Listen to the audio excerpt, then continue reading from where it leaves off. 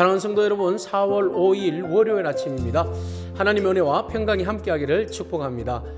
오늘 우리에게 주시는 하나님의 말씀은 출애굽기 1장 1절로 14절까지의 말씀인데요, 우리 함께 6절과 7절 말씀을 읽도록 하겠습니다. 요셉과 그의 모든 형제와 그 시대의 사람은 다 죽었고 이스라엘 자손은 생육하고 푸르나 번성하고 매우 강하여 온 땅에 가득하게 되었더라. 아멘.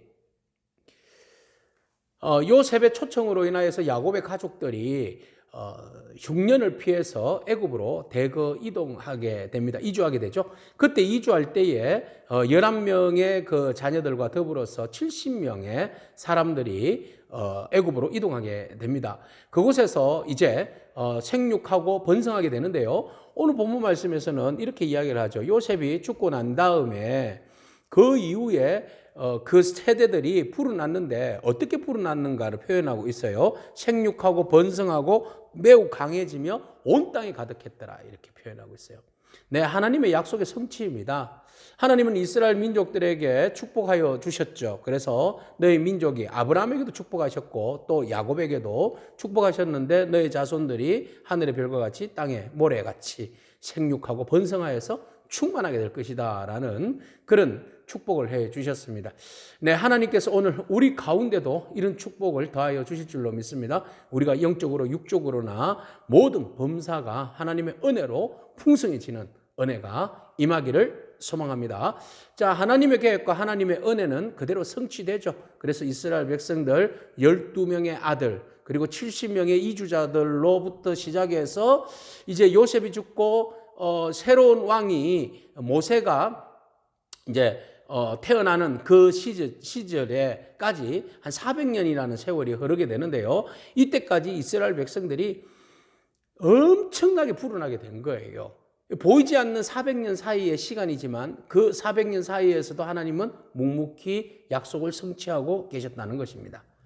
오늘 우리의 시간대 속에서 뭔가 보여지지 않고 느껴지지 않을 수도 있습니다만은 신실하신 하나님은 우리의 가정과 우리 교회, 이 나라 인민족 가운데 하나님은 특별하게 우리들에게 선하신 손으로 일하고 계시고 또 우리들에게 선한 일들을 만들어가고 계신다는 사실을 여러분 기억하기를 축복합니다. 조금 힘들어도 참고 이겨내기를 축복합니다. 하나님께서 일하십니다. 주가 일하시고 주님의 그 은혜의 놀라운 일들을 계획하시고 그것을 이루어가고 계시는 과정에 있음을 여러분 기억하기를 축복합니다. 한겨울에 그 추웠던 날들도 보세요. 지금 벚꽃이 만발하지 않습니까? 봄은 오게 돼 있어요. 그 누가 막아도 봄은 오게 돼 있는 법입니다.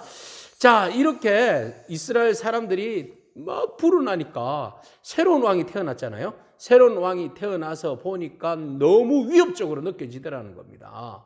그래서 그는 그렇게 이야기합니다. 새 왕이 일어났는데 요셉을 모르는 새 왕이에요. 이 새 왕이 보기에 이스라엘 백성들이 우리보다 많고 강하도다.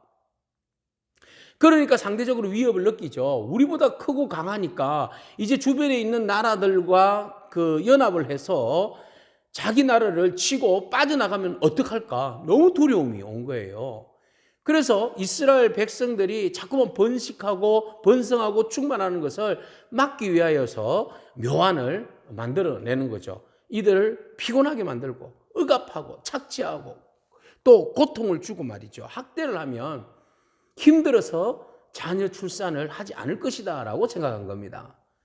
그래서 감독관을 시켜서 이스라엘 백성들에게 무거운 짐을 지어서 괴롭게 하고 국고성인 뭡니까? 비돔과 람셋이죠. 이 국고성이라는 것은 어떤 물건들을 재어놓는 창고입니다. 이 창고를 짓게 만드는 거예요. 그런데 말이죠, 12절에 보니까 학대를 받으면 받을수록 더 번성하게 되더라. 더 번성하게 되고 이 왕은 더 근심하여서 더 엄격하게 노동을 시키고 더 괴롭게 하고 허기기와 벽돌 굽기와 농사일 여러 가지 일들로 이스라엘 백성들을 더 옥죄더라. 그런다고 번성하는 것을 막을 수 있습니까? 번성케 하는 것은 누굽니까? 하나님이 하시는 일이죠. 하나님의 계획과 하나님의 약속, 하나님의 일이 성취되는 과정입니다. 그런데 그것을 어느 힘이 하나님의 일을 막을 수 있습니까? 막을 수 없습니다. 하나님께서 하시는 선한 일은 반드시 그 계획대로 이루어지는 줄로 믿습니다. 그것을 믿고 순종하고 따르고 나아가면 누가 막는다 해도 그 선하신 하나님의 일은 온전히 이루어질 줄로 믿습니다. 그 하나님의 선하신 일들 바라보면서 나아가는 저와 여러분이기를 축복합니다. 어려움은 잠깐입니다. 그러나 하나님의 신실한 약속은 반드시 성취됩니다. 근데 여기 보세요. 이 이스라엘 백성들이 고통당하는 이유가 뭐예요? 하나님께서 축복해 주셨기 때문에 그렇잖아요. 하나님께서 예언의 말씀을 성취해 주시니까 생육하고 번성했는데 이것이 오히려 새로운 왕 바로에 의해 가지고 오히려 핍박거리가 되고 학대거리가 되었다는 거예요. 축복이 때로는 어떤 일들로 인하여서 핍박의 그 요소를 제공해 줄 수 있는 그런 요인이 발생할 수도 있다는 거죠. 누구 책임입니까?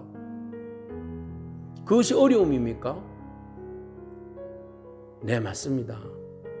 때로는 우리가 하나님 은혜로 인하여서 어려움을 당할 수도 있어요. 그것이 다른 모양으로 핍박이 될 수도 있고 더 악재가 될 수도 있어요.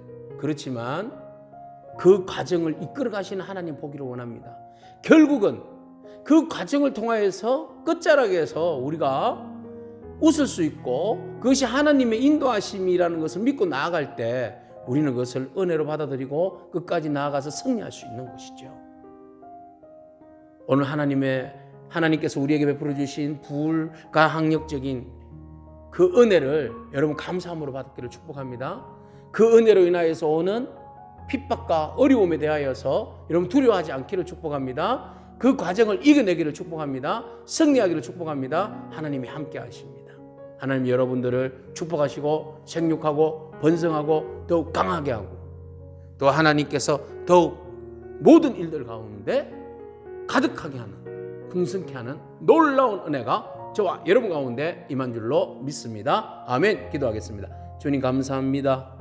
우리는 연약합니다. 주님은 강하십니다.